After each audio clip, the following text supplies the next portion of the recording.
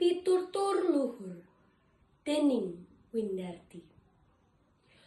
Pitutur luhurmu ibu, minangka gamanku ana ing bebrayan iki.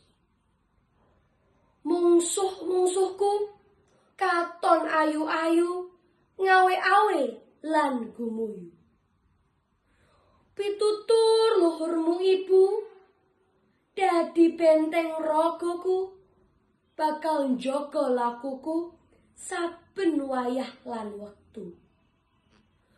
Pitutur luhurmu ibu, dadi tuntunanku, nuntun atiku, njaga ucap lan latiku kanthi catur mungkur, dadi sanguku sak suwene urip.